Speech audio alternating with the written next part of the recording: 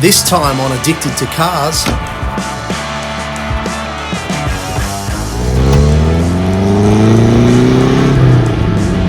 You can sort of feel how hard Japan and Toyota was trying to impress the world with cars such as this.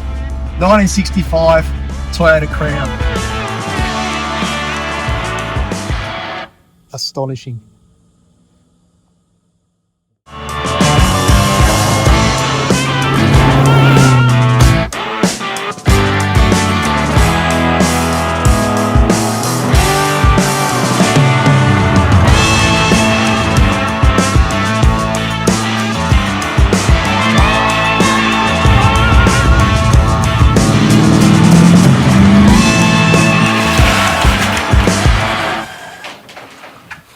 Magnificent. It's Australia. It's 1965. Australia's a land of prosperity. We've got factories everywhere. Mums have got Frigidaire fridges in their kitchen and Hills hoists in the backyard. Dad's got a Victor lawnmower in his shed. The HC Holden was new. Chasing hard was Ford with its XP Falcon. It was a land of prosperity, sunshine, summers, sausages on the barbecue. And into this scene of prosperity drove this, Toyota's Crown.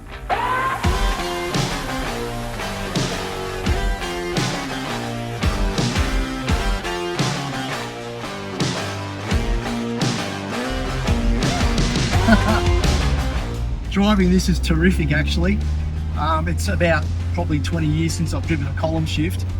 I learned to drive on a 68 Holden, which is just a little younger than this, but it's got all the 60 stuff going on, really woolly handling. The steering's a bit vague.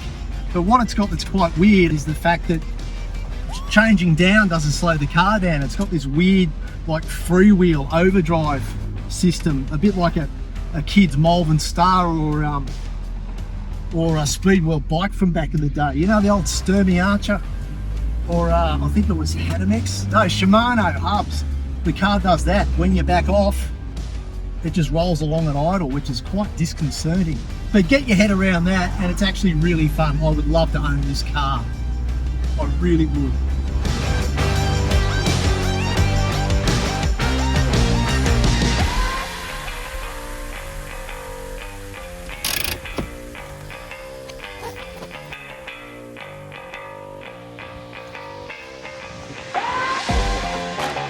Under the bonnet, the Crown has a 1.9 litre 4-cylinder motor and the transmission is a 3-speed column shift manual. Back in the day, 1965, both Holden and Falcon had 6-cylinder motors versus the Crown's 4. Little bit of extra capacity, little bit of extra power. Australians by then were pretty much fed a die of 6-cylinder motors, but there's a couple of cool things on this motor that makes up for that a little bit. Firstly, it's got a dual throat carburettor underneath this lovely orange air cleaner. And it's also got a thermo fan. Both those things were pretty cool for the mid-60s.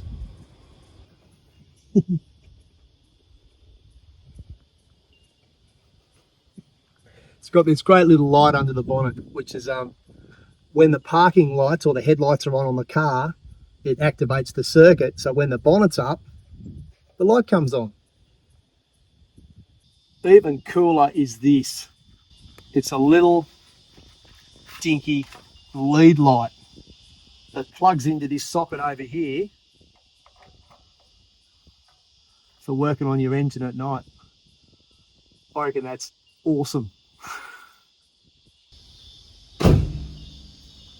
Unlike Holden and Falcon of the 1960s, which were a similar size to the Toyota Crown, the Crown rode on a full separate chassis. It had 4-wheel drum brakes, it had a live axle rear end, in other words just a simple beam axle, but it was unusual in the fact that it had coil springs under the rear instead of leaf springs. Even things like the door handles. Back in the 1960s, it was convention to have a push-button door handle. These lift-up things were really quite cool. I never thought I'd say this in my life, but come and check out the boot. Lovely little vinyl mat on the bottom. There's a matching like cardboard set. It's a bit like an old school suitcase actually to protect the inside of the quarter panels. Lovely little cover over the spare tyre and this terrific Toyota tool bag.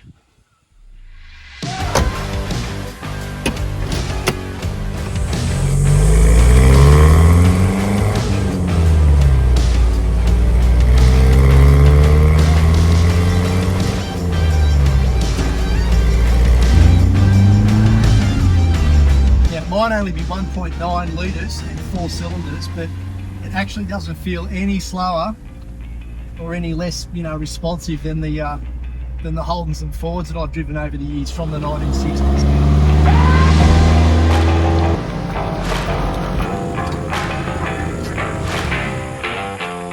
All sorts of little trinkets and details in here that are just lovely to look at 55 years on.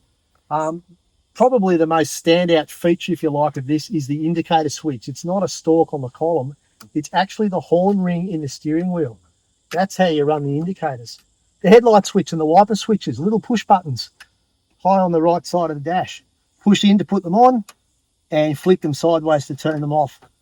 Little bits of chrome everywhere. There's a little clock up in the middle of the dash, which is just lovely. Instruments. This car's got a temperature gauge and an oil gauge. And this is from an era when most cars had just an idiot light. There's also an amp gauge over there too. What else? Yeah. Beautiful trim and a centre armrest in the front. We've just found something else. We've just found the, come and have a look at this. We've just found the master switch for the radio. It's down under the dash, on, up for the aerial, down for the aerial. Aerial up, aerial down. Talk about space age. I just found more nice big fat chunky ashtray in the front seat with a lighter in it. Although these days it's not allowed to be called a lighter, it's called an accessory, a 12-volt accessory socket.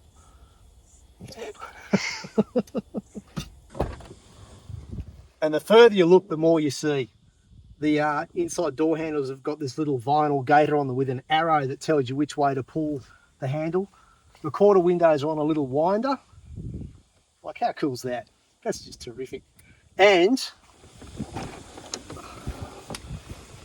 there's a little courtesy light in each back door. We've made history today. Come and have a look at this. 32,000 miles. It's just clicked over on our little photo shoot here today. That's one of the reasons why this particular car is in such stunningly gorgeous condition. 32,000 miles since 1965. In fact, this car is still so new and so gorgeous that it still has the protective plastic on the overhead grab handle and on this trim around the doors. It's absolutely astonishing.